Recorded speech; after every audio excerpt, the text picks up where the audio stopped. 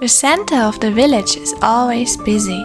The reason for this is the marketplace and its fresh products, made by the locals. A popular place where families and friends come together to do their shopping for their homes. Mainly 3 different types of goods are sold here. Most of them sell food. Some also clothes and textiles, but the most important ones are the firewood stalls. Good day, ma'am. What will it be? 5 apples and a loaf of bread, please. The market is a key component of society. Without it, the villagers would suffer from hunger and freeze to death in their cold houses in winter. The satisfaction of the villagers through the market also influences the growth of the village. If all the villagers are well looked after and healthy, new residents are also happy to settle here. But when can a market stall be opened and who runs it? This year I had a good harvest and would therefore like to sell my vegetables. As there was still a market stall free, I claimed it for myself. So every building that has goods that can be sold in its pantry will open a market stall as long as there is still a free market space. Many of the market stalls obtain their supplies from the public warehouses near the market. In the worst situation, the stall owner runs to production houses further away to restock their goods if there is nothing left in the storehouses. We have to get up incredibly early every day to harvest our cabbage, put them in a basket, and bring them to our market stall before the customers arrive. Normally, a market stall is run by a single family. While one family member keeps the business running, the others get supplies or go about their assigned work. It's only mid-morning and the market is already in full swing. Everyone from the village comes here to cover their monthly needs. Some people even travel a long way to shop here. I need to walk about 12 miles to the market once every month. This is an important activity that we just have to do. Otherwise, my family would suffer. Sometimes Katharina came too late and everything was sold out. But what exactly is being sold here? Various food products for a balanced diet are offered on the market. The assortment ranges from apples to valuable meat. There is also a wide selection of clothing. The range varies depending on the region and village. For example, only leather, yarn and shoes are sold on this market.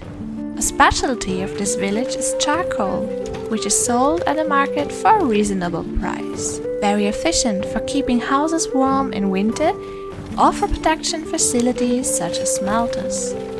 We produce charcoal near the edge of the forest and bring it directly to our market stall to sell. Despite the entire range, the quantity of goods that can be sold is limited. An absolute law states that the number of a single product on the market may not exceed the number of occupied houses. This means that, for example, if there are 10 houses, you cannot sell more than 10 berries, 10 portions of meat and firewood. Last year I took a family in because they no longer had a home. Now I have to feed 2 families, but the people at the market sometimes can't keep up with the supplies. So how I am supposed to get enough food for 6 months? Fortunately, the usual amount of firewood was enough to keep us warm. This law puts some villagers at a disadvantage. The limit is per burgage plot, but some houses are inhabited by more than one family. However, the consumption only increases for food and not for clothing or firewood when more than one family lives under the same roof. This is not the only problem the villagers have to deal with. To keep everyone happy, there must be enough market stalls to cover all needs. For wealthier villagers, they need more food and clothing options to keep them satisfied. I need 2 different food types to upgrade my house. But the market only sells 10 berries and 9 meat. As my house is the furthest away, I'm always too late and the meat is already sold out. This means that the market must offer at least enough different products to fulfill the villagers' demand. This rule does not apply to firewood or coal consumption. because it has its unique benefit. Since the residents can only heat up their houses with one fuel type, they can choose between firewood or coal, so the market doesn't have to sell both products for them to be satisfied. Just enough goods to cover every house.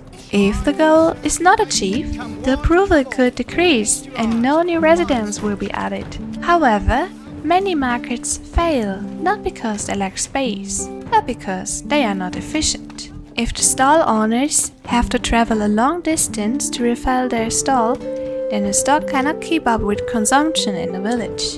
In the ideal case, market stalls and storehouses from which they obtain their goods are built close to or even right next to each other, so that the store owners have a short period of time to restock their range.